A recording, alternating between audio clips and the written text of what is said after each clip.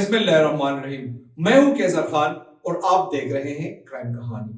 ناظرین کرام، پشاور کو بالآخر نیا پولیس چیف مل گیا، لیکن نئے پولیس چیف کو مختلف اور پیچیدہ چیلنجز کا سامنا ہے۔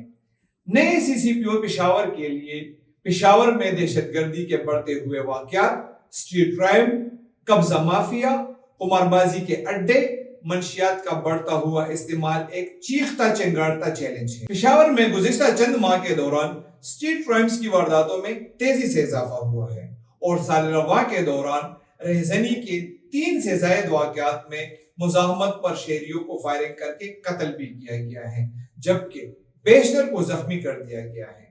سال رواں کے دوران دہشت گردی اور پولیس پر حملوں کے واقعات میں بھی اضافہ ہوا ہے۔ پولیس لائنز پشاور مسجد میں ہونے والے خودکش بم دھماکہ میں 86 پولیس افسر اور اہلکار شہید ہوئے ہیں۔ اسی طرح سربند میں ڈی ایس پی سردار حسین کو شہید کیا گیا۔ پشاور کے شہریوں کے لیے قبضہ مافیا بھی درد سر بنا رہا۔ پشاور میں منشیات اور خصوصاً آئس اور نشے کے ٹیبلٹس کے بڑھتے ہوئے استعمال کی وجہ سے بھی جرائم کی وارداتوں میں اضافہ ہوا ہے۔ رہزنی کے الزام میں گرفتار بیشتر رہزن پولیس کے سامنے اعتراف کر چکے ہیں کہ وہ آئس کا نشہ کر کے رہزنی کی وارداتیں کرتے ہیں، اور اس کے علاوہ سال رواں کے دوران آئس کا نشہ کرنے والے افراد نے نصف درجن سے زائد افراد کو فائرنگ کر کے قتل کیا ہے، جبکہ تہکال میں آئس کا نشہ کرنے والے 2 افراد نے ایک دوسرے کو فائرنگ اور چوریوں کے وار کر کے قتل کیا ہے۔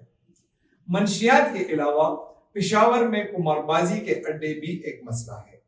قمار بازی کے بڑے بڑے اڈوں میں لاکھوں کروڑوں روپے کا جوا کھیلا جاتا ہے۔ قمار بازی کے اڈے چلانے والوں کو محکمہ پولیس کے بعض بااختیار لوگوں کی آشیرواد بھی حاصل ہے۔ جب بھی قمار بازی کا اڈا چلانے والوں کے خلاف کارروائیاں تیز کر دی جاتی ہیں تو وہ متعلقہ تھانے کے ایس ایچ او سے ساز باز کر کے اپنے بندے گرفتار کروا دیتے ہیں، جو اگلے روز رہا ہو جاتے ہیں، اور قمار بازی کے یہ اڈے دوسرے روز معمول کے مطابق کھل جاتے ہیں۔ اس کے ساتھ ساتھ ایف آئی آر کا عدم اندراج بھی پشاور کے شہریوں کا ایک دیرینہ مسئلہ ہے۔ کوئی بھی تانا عوام کی دادرسی کا مرکز نہیں، بلکہ تانے عوام اور پولیس کے درمیان بد اعتمادی میں اضافے کا باعث بنے ہوئے ہیں۔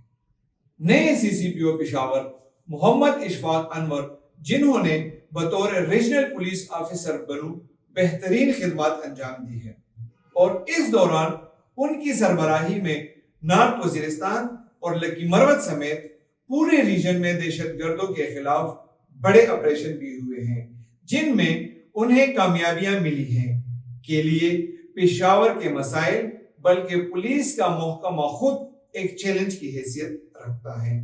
اب دیکھنا یہ ہے کہ وہ دریا کی مخالف سمت میں تیرتے ہیں یا دریا کے بہاؤ کی نظر ہوتے ہیں۔ امید اچھی رکھیں اور دیکھتے رہیے کرائم کہانی۔